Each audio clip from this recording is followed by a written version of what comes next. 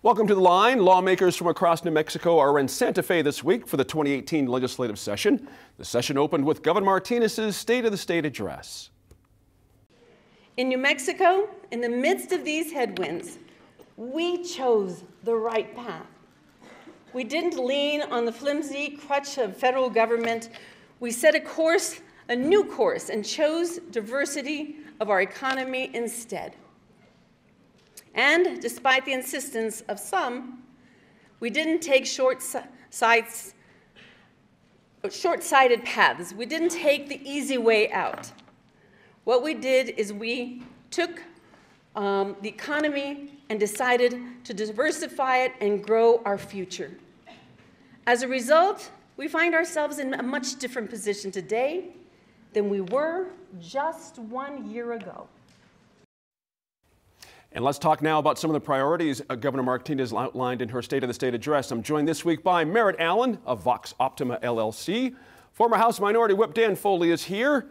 Harry Van Buren, professor at UNM's Anderson School of Management, is with us, and attorney Sophie Martin, one of our regulars, is here as well. Merritt, let's start with you. Your overall impression, did anything stand out to you compared to the previous State of the State addresses? Of course, she's going into a lame duck session.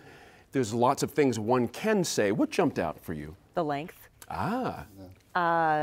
She definitely, struck me as pointing out, with the joke she started with, right, which was a little defensive, and she said, "I've got a lot to say," and in this state, we love first-termers, we hate incumbents, doesn't matter what party.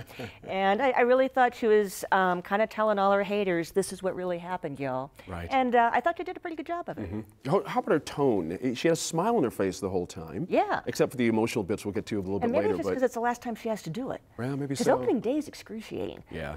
Yeah, that's a good point. Harry, your impressions. What did you think of the overall? It felt a little bit like a 70s pop star going back out on tour and doing her greatest hits. Like you go through the speech and, oh, she's doing social promotion of third graders again. Right. So when you compare it to previous speeches, there was a lot that was really the same. And what I didn't really see was kind of an understanding of the context. 30-day session, it's a election year. She's really, really a lame duck at this stage. And so I think Merritt's right. It was really her opportunity to tell the narrative of her two terms as she saw them, in terms of something that's actually going to provide a basis for cooperation or working together. I really didn't see much there. Interesting point there. You were with us, Dan, of course, for the follow-up live after her speech here in the studio. I'm curious, a couple days later, if your opinion has changed at all about what you've felt about I still think it's the best State of the State she's given since she's been governor. I think that, I feel like I kind of agree with what Merritt and Harry was saying. I think that it was her, where I disagree with Harry is I think it was her taking the opportunity, even though it was a 30-day session, saying, listen, you people have fought me, and I'm not gonna waffle. And not only am I not gonna waffle, I'm being vindicated on the taxes, on crime all the time, on some of my education stuff. I'm being vindicated. And I think what she did was she kind of drew the line and said, hey, listen, I'm gonna kind of encapsulate what I've tried to do in 8 years, and even without your help, I got some of this stuff done. Together, we got some of this stuff done, and either you guys are going to come aboard and get this stuff done in the last 30 days, I've been vindicated, or you're not, and history's not going to judge you guys well if you disagree with me. I think that's how she tried to lay the narrative. She's right, they're wrong, and I think in a lot of the speech that she gave, I mean, when you look at the fact that she let Scandera's not there anymore, that education things, the graduation rates are up, right, schools with passing grades are up, $300 million. I mean, people got to realize a $300 million surplus when just a year ago there was a huge push to raise taxes. I think that a lot of people are going to say, listen, I get it. But as Merritt very eloquently said, she's 100% right. We love first-term governors. I don't care who you are. There's not an incumbent in my lifetime that left that everybody was like, great job. Right, exactly right. Sophie, your impressions of the speech? I think many of us watching these speeches are looking for a hint of what the governor will sign, what she might put, obviously she might put some mojo behind, et cetera. And I didn't hear anything particularly new to the points already at the table. And so In some ways, it feels to me like a lost opportunity. I mean, the one thing that kind of got jumped on was this idea of tax reform. Right. Reporters went back to her staff, what does tax reform look like for the governor, and got nothing. Mm-hmm. That struck me as one of the pieces where there was an opportunity to do something new, because I think we already know how the governor feels about what she calls social promotion. We know how she feels about tourism dollars, things like that. Let me ask you a question. Did you feel she made her legacy case? Did she put it out there and say this? To Dan's point, did she make a solid legacy case for herself? Frankly, I think this speech is going to be forgotten. Okay. And it's going to be forgotten at the end of probably at the end of 30 days, if not sooner. Yeah. She doesn't get to choose what her legacy is. We're going to be looking at our economic situation from the perspective of 5 years, 10 years, 15 years, and that's what we're going to be concerned about. Things that haven't happened. We haven't truly diversified our economy. That $300,000 that the state government is looking at is oil and gas money. We've had oil and gas money for a long time. We've seen those fluctuations for a long time. It does this, yeah. Yeah, and so it's nice to try and paint that pretty picture. But the truth is, there hasn't been a ton of movement, progress, et cetera, under this governor. That's a good point. I know you meant 300 million versus 300,000. Yes, thank That's you. okay. Thank you, yes. Some of the Martinez administration's education reform efforts were controversial over the past 8 years, certainly from letter grades for schools to her efforts to enact a law requiring students are proficient in reading to move on from 2nd to 3rd grade. Here's how the governor summed up her efforts on education in this year's State of the State address. I've called for more dollars in the classroom, for parents to receive more information about school performance, for relentless intervention when schools or students are struggling, and for rewards and recognition when we see success. And for 7 years, unions and other defenders of the failed status quo have fought against reform, resigned to a belief that low achievement may simply be the best that we can do. The cynicism is breathtaking. And despite the resistance, we have made important progress. Nearly 8,000 more students are reading on grade level. 32,000 more kids, more than ever before, are attending an A and B school, and those in struggling schools are getting additional attention. Teachers are being recognized for their outstanding achievements and making improvements. Our graduation rate remains at an all-time high of 71%, and because we've raised standards and our students are meeting them, the number of high school graduates needing remediation in college has fallen 16%.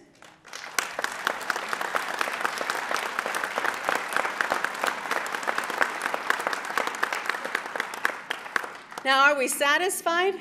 Of course not.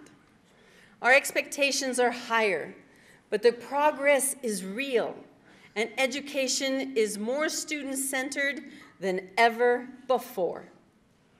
And a new achievement gap is developing, not between rich kids and poor kids, or white students and students of color. We're actually beginning to close those gaps, but it's a new kind of achievement gap. It's a new achievement gap between students who are in school districts that are embracing reform and those who are not. Daniel, quick question. What do you think of Governor Martinez's legacy when it comes to education? She made some interesting points there. You know, 32,000 more kids, more than are attending A or B schools, 71% graduation rate. There's a lot of stuff in there. Has she made her case? Well, I don't know if she's made her case. I think what she's done is she's stood up and said, listen, I'm not waffling. And it's something one of the very few governors has done. I mean, even Gary Johnson flaked on vouchers his last 2 years, decided that, you know, he was going to work on the drug issues instead.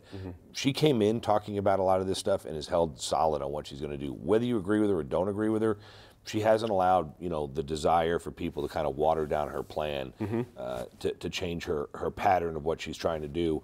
I do like the fact that she talked about the extra money going to pay teachers some more. It's going to be interesting to see. I didn't see much talk in the speech about the new money going to give teacher pay raises focused on merit-based pay, which is something that she's really advocated for a really long time. So it's going to be interesting to see if she's kind of given up on that. Is she going to say, hey, look, let's just get everybody a pay raise?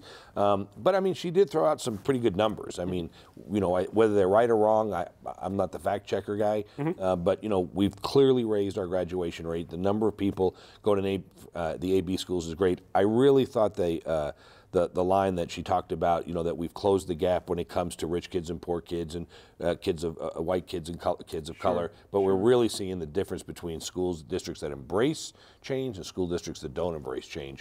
So it's going to be interesting to see where that goes from here, because the legislature is not big fans of change when it comes to education. You know, Harry, she also gave a couple shots towards APS in Albuquerque down here. And the unions and Mimi exactly. Stewart as well, too. Exactly right. Your overall impression of her education efforts, though, it's been an up and down deal, but how is it all laid out in the long term looking back now? I think it's really too soon to say. So there's a lot of year-to-year measurements like A schools and B schools, so on and so forth.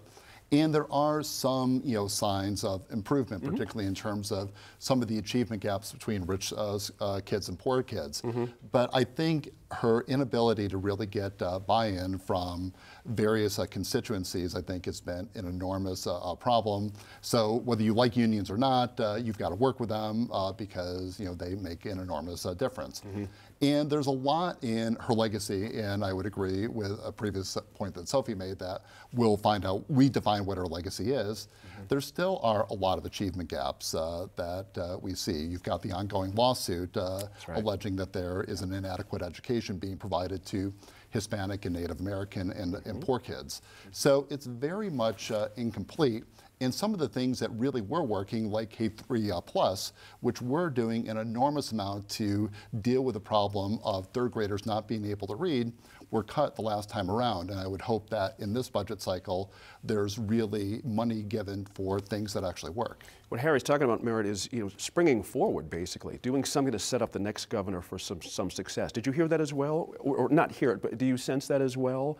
That the next governor's got something to build on from her efforts? Well, I do, because these efforts, what New Mexico's done under this administration with school reform has been the federal program. This is No Child Left Behind, turned to Race to the Top.